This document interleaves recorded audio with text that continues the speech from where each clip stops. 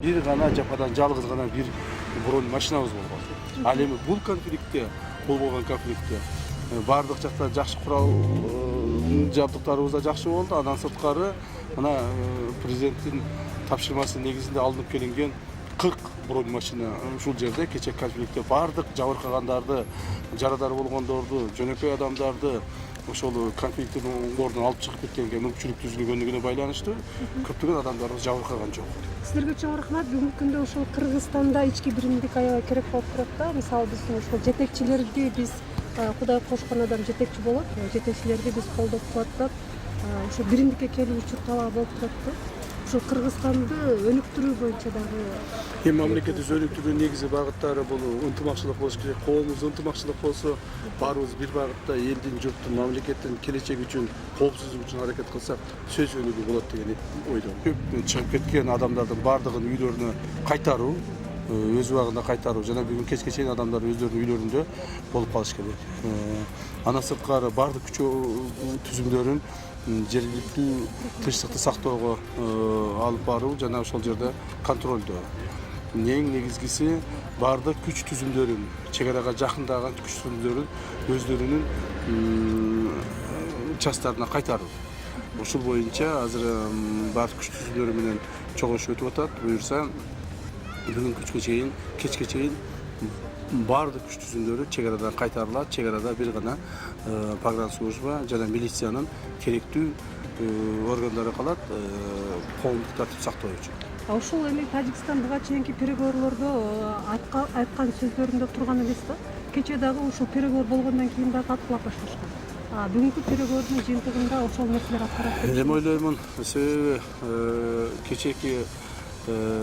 кечээки болуп өткөн конфликттен кийин булар ошол бүгүнкү айткан жолугушуулардын жыйынтыктарын аткарат деген ойдобуз жана кечээки болгон конфликттен кийин булар көп эле өздөрү сабак алып калыштыго, демек буларга аткарууга мажбур болушат деген ойдомун. Тажик бийлигинин провокацияга барган кадамдарынын негизги себептери жеке пикиримде төмөндөгү факторлор. Тажикстан жакынкы мамлекеттер арасында изоляцияда калды. Географиялык жайгашкан шартына ылайык Афганистандагы кырдаал Кыргызстан менен болгон мамилеси тажик бийлигин тупикке такады.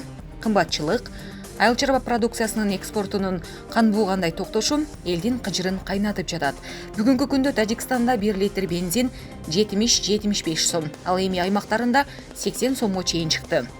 Un, өсүмдүк майы, шекер жана башка күнүмдүк керектелүүчү товарлардын баасы бир кыйла кымбат. Кыргызстан азырынча бир тараптуу жолду жаап алгандыктан сырткы миграцияда которулган акча гана элди азын оолак соротуп жатат. Экинчи, Өзбекстан менен болгон мамиле оңолуп кеткен жок. Эмомали Рахмон канчалык Шавкат Мирзоевдин алдына төшөлбөсүн, Өзбекстандын Тажикстанга болгон мамилеси өзгөргөн жок. Анткени бул жерде тарыхый стратегиялык талаш маселелердин тамыры терең. Самарканд, Бухара, Хива, Сух, Тул маселелерине келгенде Өзбекстандын позициясы белгилүү. Тажикстанга караганда калкынын саны, аскерди күчү жана мамлекеттин байлыгы жагынан ал да канча күчтүү Өзбекстан Тажикстанды тоотпойт. Бул Каримов заманынан бери белгилүү. Ошондуктан темир жолду талкалап, көпүрөлөрдү бузуп салган. Бул маселелер да Тажикстандын баш оорусу. Үчүнчү, наркокартель. Учурунда бириккен тажик оппозициясынын лидери Абдулло Нуринин эң жакын адамы катары белгилүү тала командири Искондар Шох Эмомали Рахмон менен тил табышканы Кыргызстан менен чектеш Сооде облусунун күч органдарынын атаманы. Бүтүндөй бир область ошол кишинин кадеги менен тең айланат. Ошол эле учурда Рахмондун кыздары, күйөө балдары менен бизнес өнөктөш. Айрым маалыматтарга караганда Афганистандан өндүрүлүп чыккан апийимди Россия Европага чейин сатуудагы наркокартелдин башында турат деген кеп бар. Демек, бул жерде миллиардтаган кызыкчылык бар. Кыргызстан чек араны жаап алгандыктан Шоктун бизнеси токтоду. Бул дагы чыр-чатактын негизги себептеринин бири.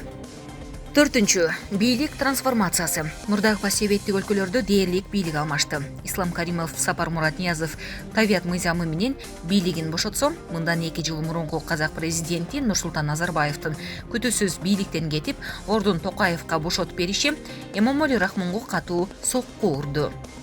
Жалгыз уулу Рустам Рахмон тажик бийлигинде баш айланткан карьера жасаса да жаштык кылып, бийликти консолидация кылганга азырынча алы жетпейт.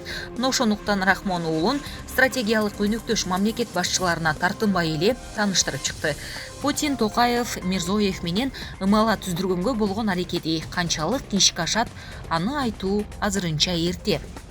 Рахмондогу негизги баш оору бийликти уулунан башкага өткөрүү канчалык копурталдуу экенин Кыргызстандагы Атамбаев, Жээнбеков, Казакстандагы Назарбаев, Токаев тандеминен кийин толук билди. Ал эми Тажикстанда Рахмондорду үй бүлөсү менен карапайым калк сүйүп турган жок.